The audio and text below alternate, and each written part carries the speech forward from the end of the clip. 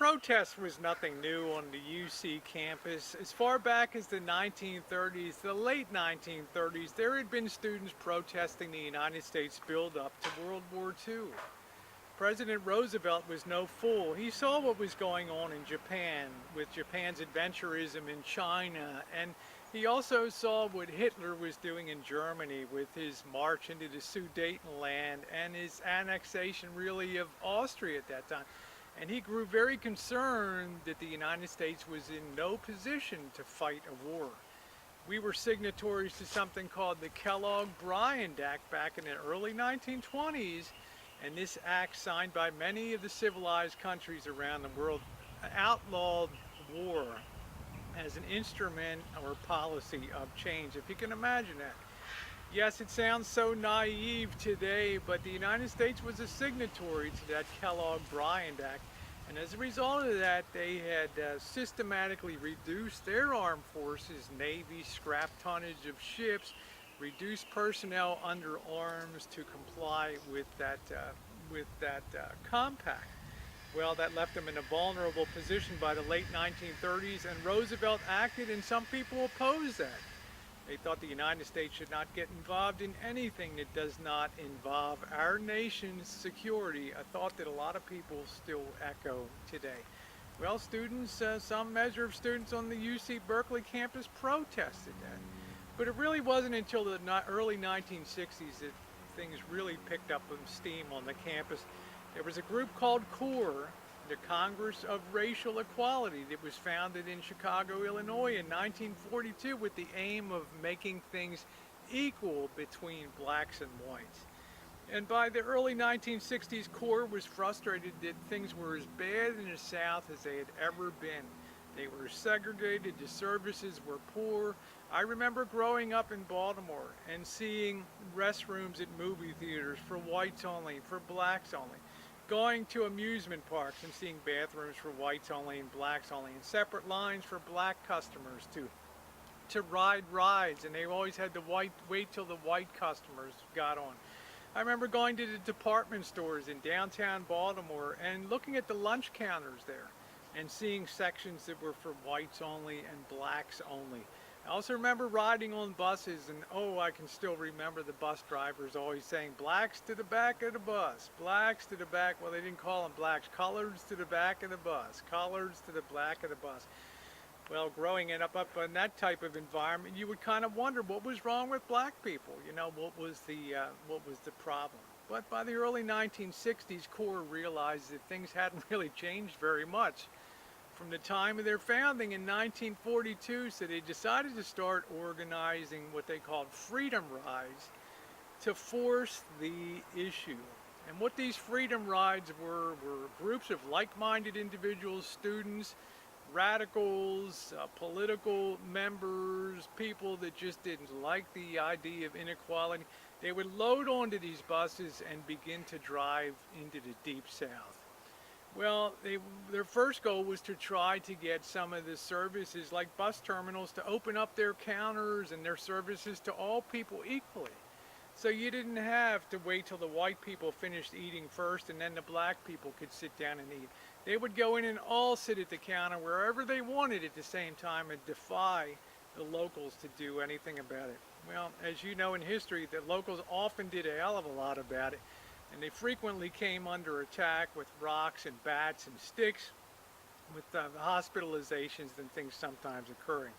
Well, things got really violent in 1963 when one of these freedom rides went to Anniston, Alabama.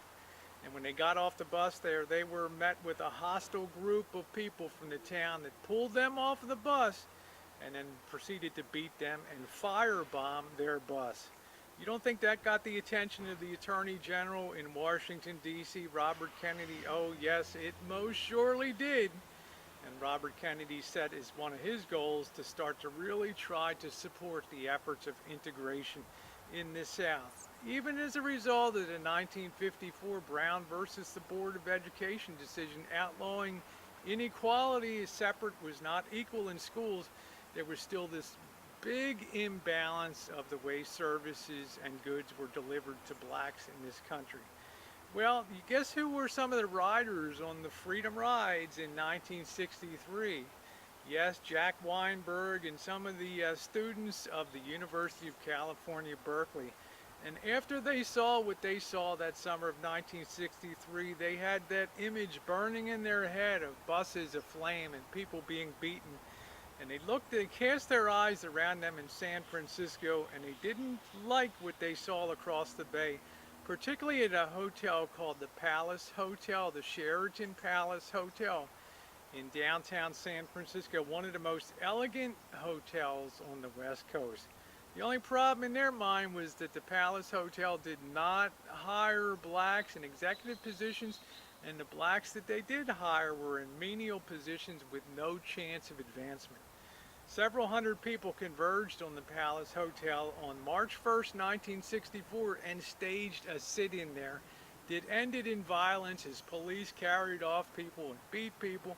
Well, when the University of California administration saw the arrest rolls of people involved in that melee at that sit-in, and Dick Gregory, the comedian, was one of them, the administration was appalled to see how many UC students, in excess of 100 University of California students, were arrested in that. And to the administration's way of thinking, it was a disaster for the public image of the university to have students being arrested and involved in such activities that really had nothing to do with education. So the administration looked around at their own campus, and they discovered that what they came to perceive as the real problem was that students were allowed to freely distribute literature and get people to join these advocacy groups. And Jack Weinberg, the president of the local core chapter on Berkeley campus, used to set up his table and distribute his literature and become very involved in the activities of protest. He even dropped out of school to do this full time, to be a professional activist on campus. Well, to Catherine Toll, the Dean of Students at the University of California, this was the problem. It was these radical groups that were allowed to get the ear of students and persuade students to join in mayhem that was causing all the problems. Her conclusion: if we prohibit students from setting up and distributing literature on the corner of Telegraph Avenue and Bancroft, then we will have solved the problem. Get rid of the funnel that funnels the students into protest, and problem is solved. Well, boy, was she mistaken, but she went ahead on September 15th, 1964, and issued her infamous memo banning the distribution of literature and the setting up of tables anymore in Sproul Plaza in front of the administration building and out on Bancroft and Telegraph Avenues. She thought the problem would be solved, but Jack Weinberg, the president of CORE, had a different idea. It was game on, and from then on, protest became the watchword at Berkeley, and protest exploded exponentially as the birth of the free speech movement was at hand. On that fateful day of October 1st, 1964, as I mentioned, Jack Weinberg had set up his table on Sproul Plaza. And yes, in a couple minutes, you'll be transported to that place where this occurred in front of the administration building. It's just a little quieter here to tell the story than to be down in the middle of the plaza with thousands of students milling around.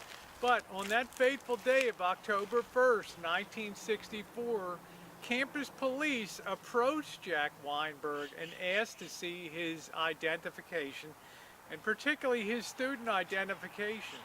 Now, Jack Weinberg had dropped out of the university and chosen to become a professional activist. As such, he really wasn't allowed to be on campus unless he had gone to the administration building and registered as a visitor.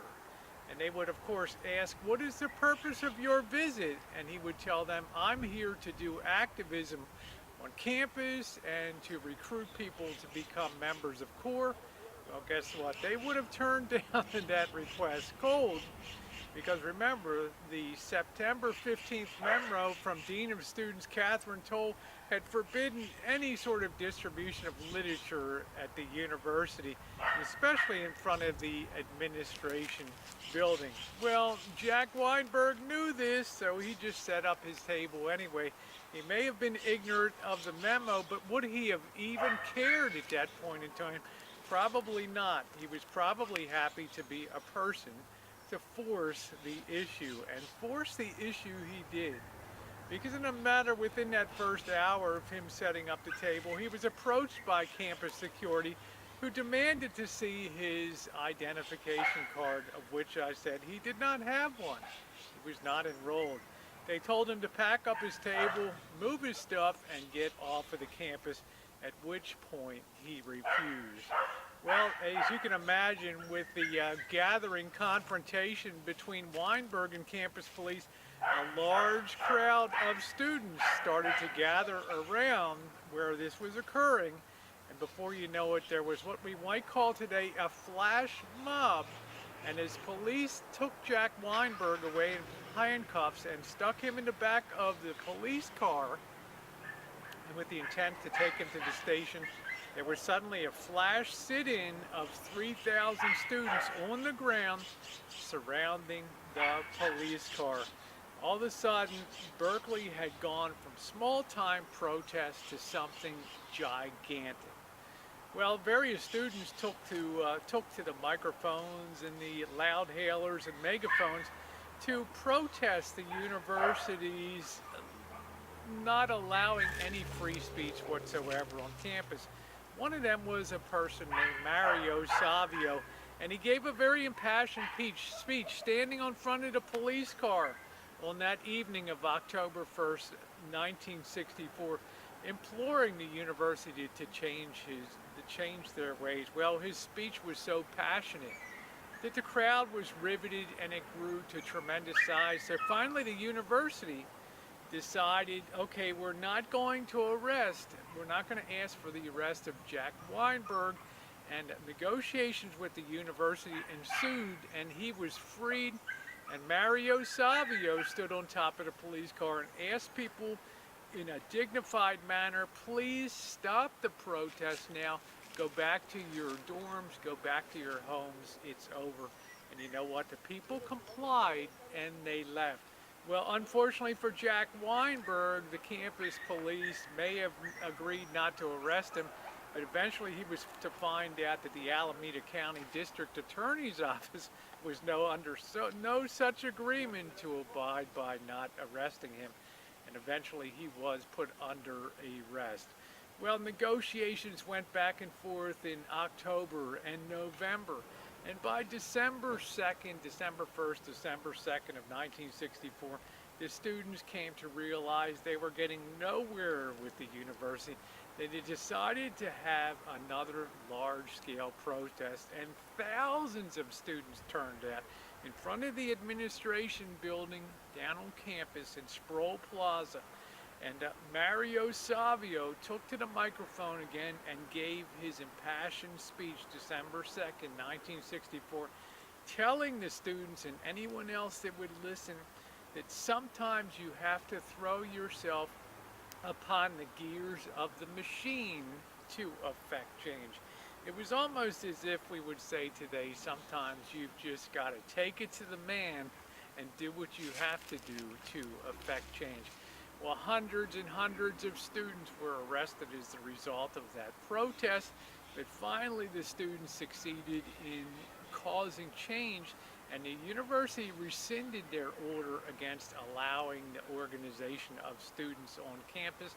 The students have won, and more importantly, they had gained a taste of victory, and they'd also gained a sense of how powerful they could be when they just simply refused to cooperate with the university, even if that meant arrest, jailing, and, well, beatings, as we will see later.